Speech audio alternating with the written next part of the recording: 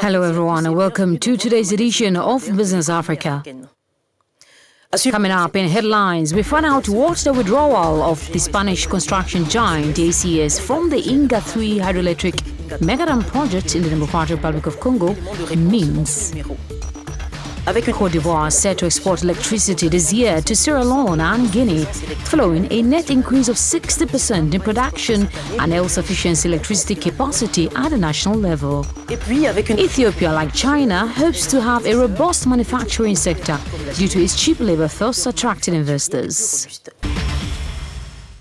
ACS, a Spanish construction and public works company, has announced its withdrawal from the Inga III hydroelectric megadam project in the Democratic Republic of Congo, citing numerous misunderstandings and tensions in their partnership with the Chinese party.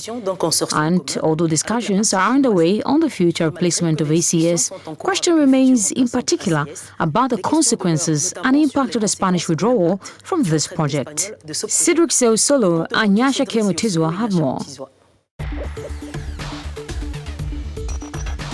Spain's ACS is withdrawing from the multi-billion-dollar Inga III hydroelectric project in the Democratic Republic of Congo. This will result in a further setback to plans to develop Africa's largest hydro plant. A consortium led by the Spanish firm signed a preliminary agreement with one led by Chinese company Three Gorges in 2018 to jointly develop the 11,000 megawatt project. However, the two sides had been unable to agree on how to proceed to construction. The Inga III is part of a planned series of dams along the Congo River to eventually produce more than 40,000 megawatts. The long-mooted project has been plagued by financial issues. In 2016, the World Bank suspended tens of millions of dollars in funding, criticizing Inga III's strategic direction after the government assigned the portfolio to the president's office. Ahmad Limbet Kitenge, economist and entrepreneur, joins us now from Kinshasa and the Republic of Congo to throw more light on the issue. We're happy to have you on the program today. Hello, and thank you very much for having me on your show. The Chinese and Spanish sides were unable to agree on certain essential matters. So how would you react to what seems to be a setback further hindering Inga III implementation? First of all, it should be noted that not all the companies have withdrawn their services. It is only the Spanish company that has withdrawn its service. And the withdrawal of this Spanish side does not in any way compromise the solidarity of the consortium that is still in place to be able to start the project. There is no risk that this project will be delayed. It is, however, a setback for President Felix Antoine Tshisekedi. The director of the Agency for Development and Promotion of the Grand Inga project, Bruno Kapanje, told RFI that there was no cause for an alarm, that this withdrawal would have no impact. Do you agree? I am convinced that beyond what Bruno Kapanje says, the commitment of the head of state is very strong in this project. The head of state is talking more and more about the integrated development of energy that will take charge of a distribution network, not only on the Congolese territory, but an interconnected network throughout the continent. And I believe that the issue of energy development is an issue at the heart of mining development, at the heart of industrial development, quite simply. Any politician would understand the interest of wanting to move this issue forward. And I think we've wasted too much time. Now, more than ever, it is important that we are in a position to move forward with Inga III. But we do not only have Inga III, we also have nearly 110 gigawatts of hydroelectricity potential and nearly 110 gigawatts of solar potential.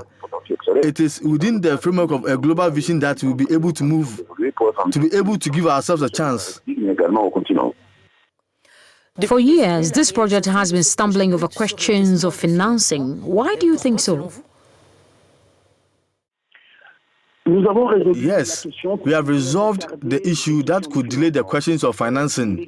Electricity in this country is a factor or a literal sector.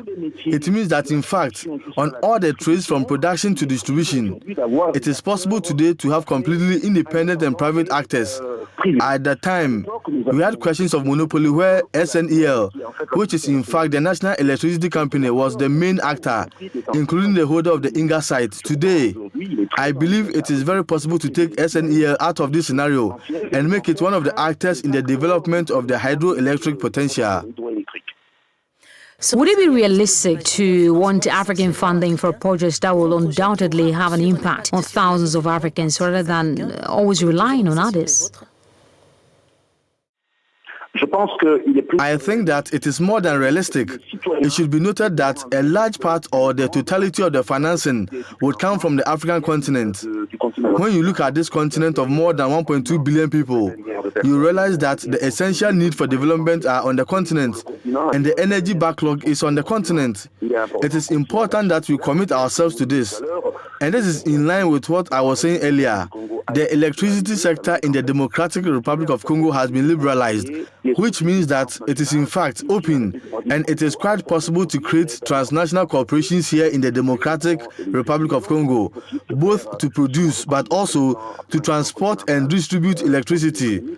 So it is quite possible to do what I consider to be a continental commitment from an economic point of view in order to be able to move forward far-reaching solutions. We have consumers who are ready to afford electricity with their purchasing power. Merci. Thank you very much, Ahmed Lambert Kitenge, for your insight. He is an economist and entrepreneur in the Democratic Republic of Congo. Thank you. Goodbye.